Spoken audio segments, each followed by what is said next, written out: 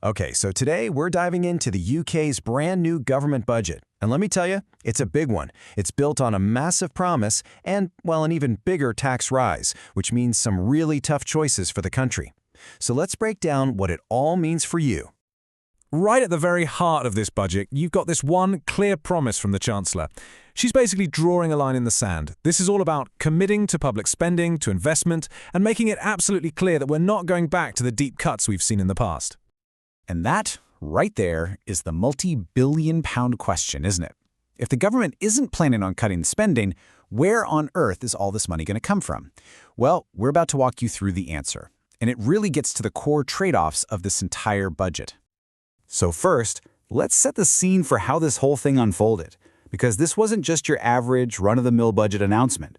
Oh no, this one came with a little bit of unexpected drama right from the get-go. Yup, you heard that right. In what the opposition called an outrageous error, the Office for Budget Responsibility, that's the independent body that basically referees all government tax and spending, they accidentally published their entire assessment hours early. A very, very unusual start to a very high-stakes day. So, even with that chaotic start, the Chancellor laid out 4 main goals for her plan. She wants to rebuild the economy, ease the cost of living, stick to that big no austerity promise, and at the same time, make sure the national debt actually falls each year. Okay, so let's circle back to that big question. How is all of this getting paid for?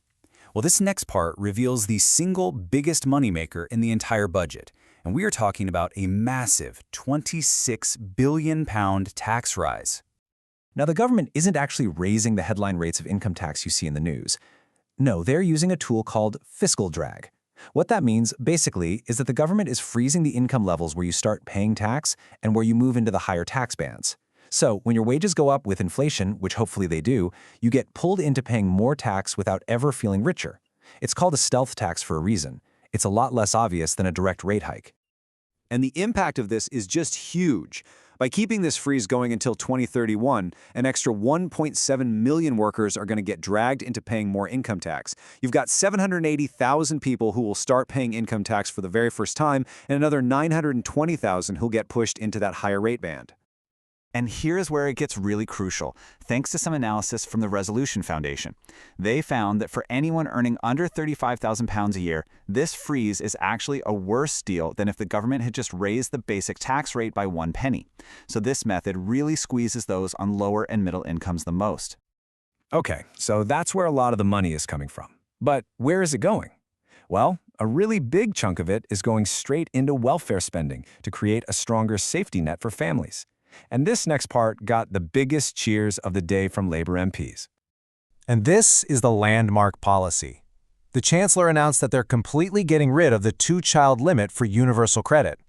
This was a policy that meant parents could usually only claim benefits for their first 2 children.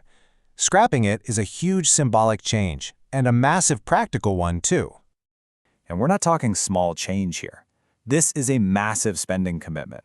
By 2030, just removing this one limit is going to cost the Treasury an eye-watering £3 billion every single year. That just shows you the scale of this investment. But here's the human impact of that number. The government estimates that this one policy change alone will lift 450,000 children out of poverty. That's a pretty powerful statistic right there. It really brings home the real-world consequences of these big financial decisions.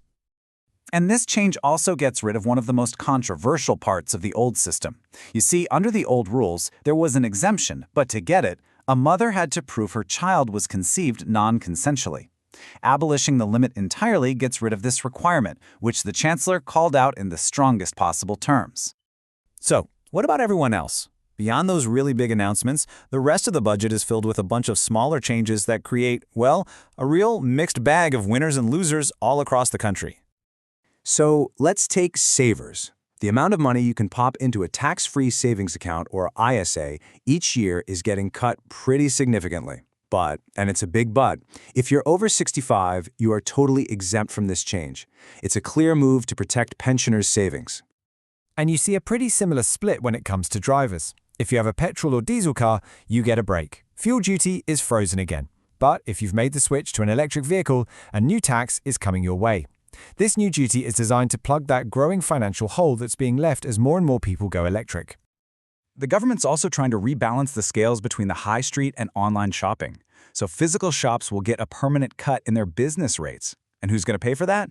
Well, the big online retailers who will now have to pay a higher rate on their massive distribution warehouses. It's a very clear attempt to level the playing field. So, with all these changes in the mix, what's the big picture for the UK economy? For that, let's turn to those official, if accidentally leaked, forecasts from the Office for Budget Responsibility. So, if you look at the numbers, there's a bit of good news for this year. Growth is looking better than we thought. It's been revised up.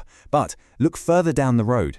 For every single year from 2026 onwards, the OBR has actually downgraded its growth forecasts.